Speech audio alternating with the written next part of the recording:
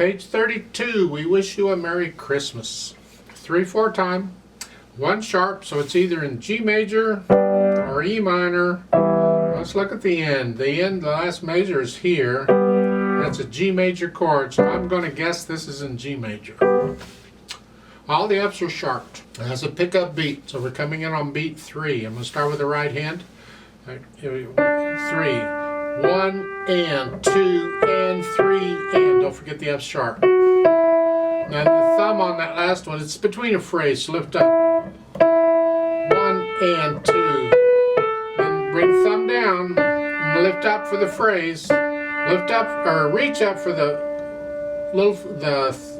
B. Connect them here. And then end of a phrase and move. Because you can thumb on both. That's okay. If it were not the end of a phrase, if we needed to connect it, we'd have to find another fingering for that. But this is okay. 3rd line. And so forth. Then at the end of the 3rd line, you have rest, and then come up. The last line, you have a rest, and then move the hand down for the D's.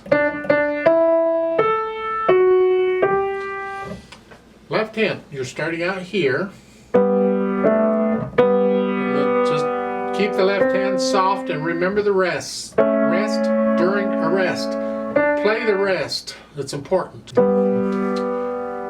And then for the 2nd line, last 2 measures, your thumb on that. Because you got to reach down for play this legato. Then a rest and come up again. You've had this, blah blah blah. That's the left hand. Put the hands together. What happens? Well, there's some trickiness here when you put the hands together. See, when you play the hands one at a time, you can work things out. It's okay, but sometimes when you go to put the hands together, there's problems that you don't anticipate, and that's happening in this piece. So let's look at this. It's here, here.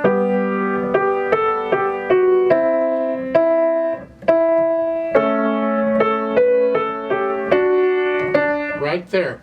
Now, this is the first measure of the 2nd line. Here. The D is, the left hand's playing a D. Well, the right hand needs that D on the next note. So you got to get off it on the left hand a little early because we have to connect the melody. That's important. So you get off the D so the right hand can have it. That's all. It's not a problem if you're aware of it. Just sometimes it catches you off guard and you're trying to play the note and you can't because it's already down. The hands don't always get along, you know. It's terrible.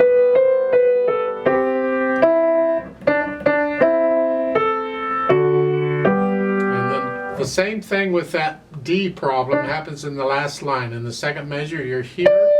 And then, now here it's a new phrase. So here it's all right. Because that D in the last line in 2nd measure, the left hand, that's melody. You got to play that a little louder. And then get away, and the right hand takes it. And the left hand has to be soft again. So we'll have to work out these little things or they mess it up. Now be careful at the end of the 3rd line. The last 2 measures, you're here. That D, that half note, that's melody. You got to play that a little louder because you've been playing the left hand soft, I hope, but that note has to come out. It has to sound like one hand played it all. What you can do if you want to help you out if you're struggling with that is play that D in the right hand. You don't have to play it in the left. You can play it whatever, so it's just, and then lift up. It's the end of a phrase and you can go on. That's fine too. There's no rule says because it's in the bottom staff the left hand has to play it. Nah.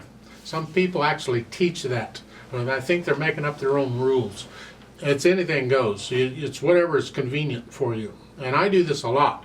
When notes are in one staff, I might play with the other hand if it's more convenient for me to do so. I do that all the time. So this one is a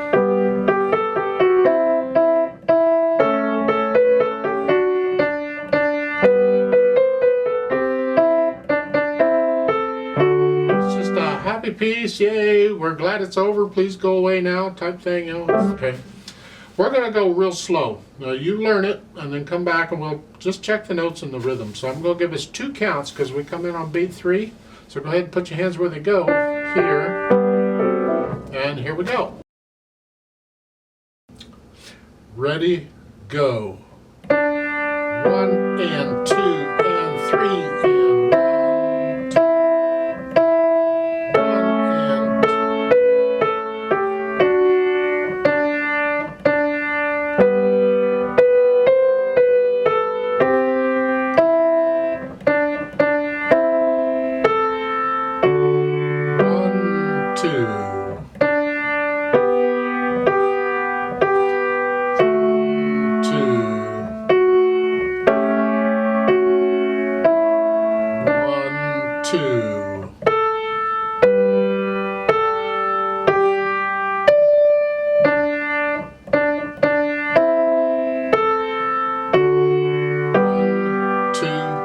off.